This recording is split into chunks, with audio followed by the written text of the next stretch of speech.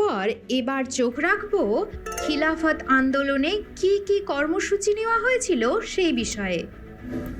1920 খ্রিস্টাব্দের জুন মাসে খিলাফত কমিটির এলাহাবাদ সম্মেলনে গৃহীত হয় 4 দফা কর্মসূচি, আর সেগুলি হল সরকারি খেতাব ও অবৈতনিক পদ বর্জন, সামরিক ও অন্যান্য সরকারি চাকুরি থেকে পদত্যাগ, সরকারি রাজস্ব বয়কট, নির্বাচন বয়কট ও কাউন্সিল থেকে পদত্যাগ।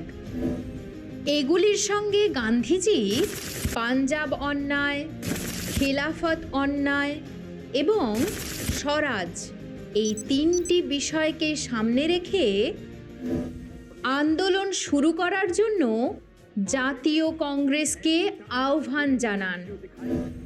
তবে জানো তো, এই বিষয়ে কংগ্রেস নেতাদের মধ্যেই দেখা দেয় নানা মতবিরোধ। কিন্তু এমন সময় গান্ধীজি কাইজার ই হিন্দ পদক প্রত্যাখ্যান করে অসহযোগ খিলাফত আন্দোলনকে অন্য মাত্রা দেন এবং জানিয়ে দেন যে খিলাফত সমস্যার সমাধান না হলে এই আন্দোলন বন্ধ হবে না, এভাবেই চলবে হিন্দু মুসলিম যৌথ আন্দোলন। কথায় কথায় চলে এলাম আলোচনার একেবারে শেষের দিকে। এবার শুধু জেনে নেওয়ার পালা এর পরিণতি সম্পর্কে। ধর্মভিত্তিক এই আন্দোলনের উৎসকেন্দ্র তুরস্ক হয় খিলাফত আন্দোলনে হিন্দু ও মুসলিম ভাবাবেগের মধ্যে পরিলক্ষিত হয় বেশ খানিকটা তারতম্য। এর পাশাপাশি আন্দোলনের দাবিতে সাধারণ মুসলিমদের আর্থিক দিক বা সামগ্রিক অভাব অভিযোগের কথা না থাকায় সাধারণ মুসলিমরা আন্দোলনে লিপ্ত হতেও তেমন প্রেরণা পায়নি।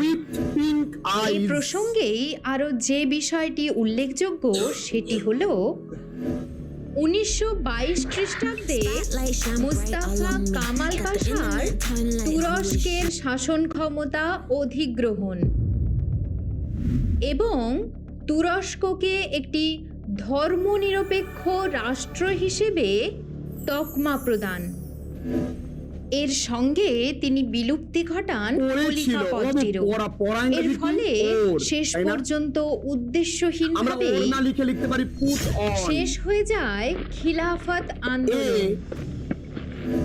এ প্রসঙ্গে বিশিষ্ট জনেরা তাদের ভিন্ন ভিন্ন মত প্রদান করেছেন।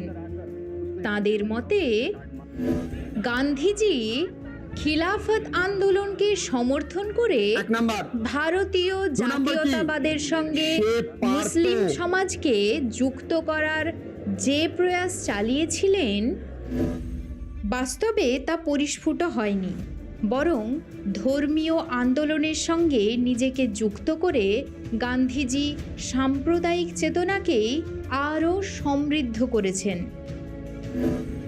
এ প্রসঙ্গে ডক্টর রমেশচন্দ্র মজুমদার বলেন, গান্ধীজি খিলাফত প্রশ্নকে মুসলমানদের পক্ষে গুরুত্বপূর্ণ স্বীকৃতি দিয়ে পরোক্ষভাবে তাদের পৃথক জাতিসত্তার দাবিকেই মান্যতা দেন।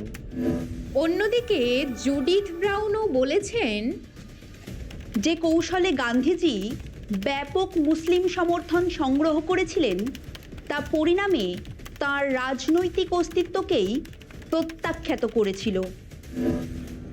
সবশেষে এ কথাই বলবো যে খিলাফত আন্দোলনের পরিণাম যাই হোক না কেন, তবুও তার গুরুত্ব কিন্তু অনস্বীকার্য। কারণ এই আন্দোলনই গান্ধীজির ভাবমূর্তিকে করে তুলেছিল উজ্জ্বল, আর জাতি ধর্ম নির্বিশেষে সমগ্র ভারতবাসীকে এক আন্দোলনে সামিল করে গান্ধীজি পরিণত হয়েছিলেন জাতির জনকে।